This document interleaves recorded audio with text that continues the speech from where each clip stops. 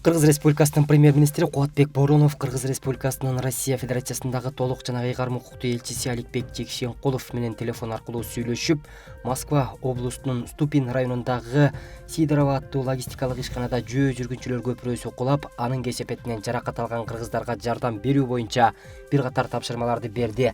Бул тууралуу өкмөттүн аппаратынын маалыматтык камсыздоо бөлүмү билдирет.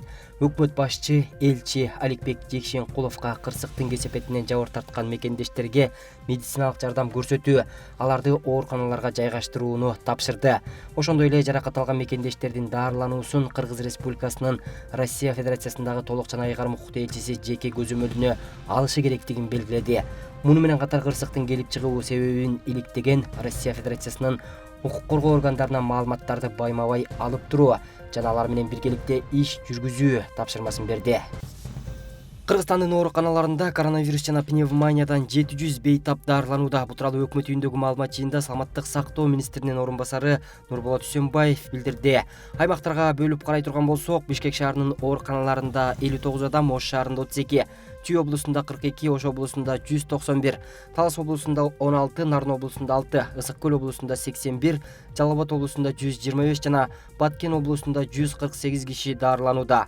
Ошол эле учурда үй шартында 1520 бейтап даарыланып жатат. Бүгүнкү күнгө карата Кыргызстанда коронавирус жана пневмонияны эсепке алганда жаңы 104 учур катталды. Учурда өлкөдө коронавирус жуктурган учурлардын саны 46355 түзөт. Алардын ичинен 42619 киши айыгып чыкты, 1064 адам көз жумду. Кыргыз Республикасынын президенти Сооронбай Жээнбеков бүгүн 28 сентябрда Россия Федерациясына жумушчу иш сапар менен кетти. Бул тууралуу президенттин аппаратынын маалыматтык саясат бөлүмү билдирет. Иш сапардын алкагында Сооронбай Жээнбеков Владимир Путин менен эки тараптуу сүйлөшүүлөрдү жүргүзөт. Эки тараптуу кызматташуунун азыркы абалы менен келечеги талкууланат. Мамлекет башчыларынын жолугушуусу Сочи шаарында өтөт. Кыргыз Республикасынын делегациясынын курамында Тышкы иштер министри Чыңгыз Айдарбеков, президенттин аппаратынын тышкы саясат бөлүмүнүн башчысы Данияр Сыдыков, Кыргыз Республикасынын Россия Федерациясындагы атайын жана толук ыйгарым укуктуу элчиси Аликбек Жекшенкулов Россия Федерациясына болгон жумушчу сапары жыйынтыкталгандан кийин президент Сооронбай Жээнбеков расмий визит менен Венгрияга барат. Бишкек шаарында номер 64 мектептин директору үгүт иштерин жүргүзүүдөн баш тарткан мугалимди кызматтан алды. Бул тууралуу кабар агенттигинде өткөн маалымат жыйында Жалпы иш коомдук фондунун юристи Тариел Алиев билдирди. Анын айтымында мыйзам бузуу Кадамжай районунда да катталган. Биздин узак мөөнөттүү байкоочу Кадамжайда добуш сатып алуу фактысын аныктап, аймактык шайлоо комиссиясына кайрылган. Андан кийин материалдар райондук милиция кызматына жиберилген. Ал жактан аталган факты кылмыштар жана жоруктардын бирдиктүү реестерине катталган. Ошондой эле Бишкектеги номер 64 мектепте администрациялык ресурсту колдонуу фактысы аныкталган. Мектептин директору мугалимдерден белгилүү партия үчүн үгүт иштерин жүргүзүүнү талап кылган. Бир мугалим баш тарткандыктан аны кызматтан алган. Ал мугалим бизге кайрылган. Биз прокуратурага кайрылдык. Материалдар райондук милиция кызматына өткөрүлүп берилип, кылмыш иши козголду, дейт ал. Кыргыз Республикасынын президенти Сооронбай Жээнбеков кол койгон жарлыкка ылайык 2021-2024 жылдарга Кыргыз Республикасында коррупцияга каршы аракеттенүү жана анын себептерин жоюу боюнча мамлекеттик стратегия бекитилди. Бул тууралуу президенттин аппаратынын маалыматтык саясат бөлүмү билдирет. Жарлыкка ылайык токтом кылынат. 2021-2024 жылдарга Кыргыз Республикасында коррупцияга каршы аракеттенүү жана анын себептерин жоюу боюнча мамлекеттик стратегия бекитилсин. Кыргыз Республикасынын өкмөтүнө Кыргыз Республикасынын жогорку кеңеши жана тиешелүү мамлекеттик органдар менен биргелешип, стратегияны ишке ашырууга багытталган ченемдик укуктук актыларды иштеп чыгуу жана кабыл алуу сунушталсын. Кыргыз Республикасынын өкмөтүнө, Кыргыз Республикасынын жогорку сотуна, Кыргыз Республикасынын башкы прокуратурасына жана башка мамлекеттик органдарга, ошондой эле жергиликтүү өз алдынча башкаруу органдарына стратегияны ишке ашыруунун алкагында кыска мөөнөттүү жана узак мөөнөттүү мезгилдерге коррупцияга каршы аракеттенүү боюнча иш-чаралардын деталдуу пландарын 2 жумалык мөөнөттө иштеп чыгуу сунушталсын. Кыргыз Республикасынын өкмөтүнө ишке тартылган мамлекеттик органдар жана жергиликтүү өз алдынча башкаруу органдары тарабынан антикоррупциялык пландардын өз убагында жана толук аткарылышын туруктуу негизде координациялоо жана мониторинг жүргүзүп туруу сунушталсын. Бүгүн 28 сентябрда Токтогул суу сактагычындагы суунун көлөмү 15 миллиард 196 миллион куб метрди түзөт. Бул тууралуу электр станциялары ишканасынын басма сөз кызматы билдирет.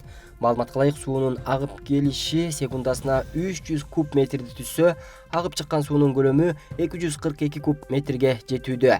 Белгилей кетсек, суу сактагыч Нарын дарыясынын жогорку агымындагы мөңгүлөрдүн эриген көлөмүнө жараша толот. Жер бул баягы отцементирование деп коет.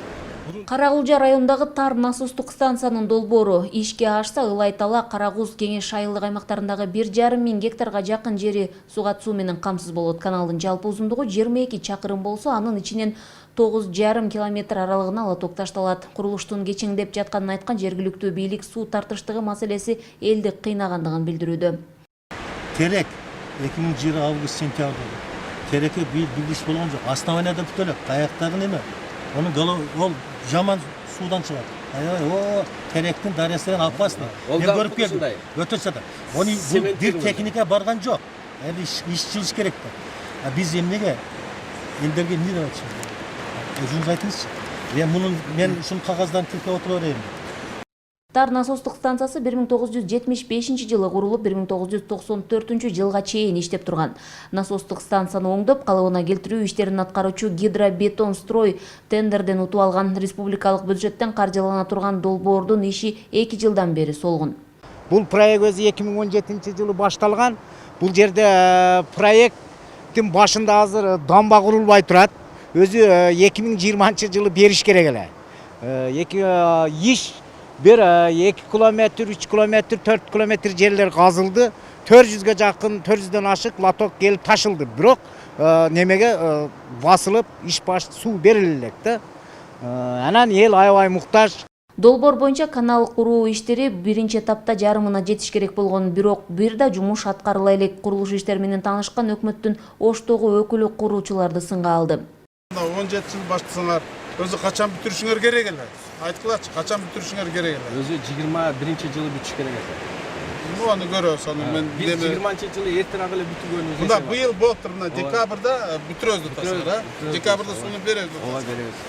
Бирок тендерди уткан компания жетекчиси дооматтарды четке кагат. Анткени буга чейин насостук станциянын агрегаттары оңдолуп, лотоктор жерине жеткирилген. Ошондой эле 6 чакырым лотокторду алмаштыруу иштери да жүргүзүлгөн. Бул жерде бизде баягы жаңы проект түзүп атканда биз ошолорду согласовать этишибиз керек. Проектный институт мененчи. Ошо проектный институтка биз берип атабыз өзүбүздүн жазган чыгымдарыбызды. Анан алар өздөрү карап туруп, ошол жерден өздөрү чечим чыгарат да. Биз аны чечим чыгара албайбыз.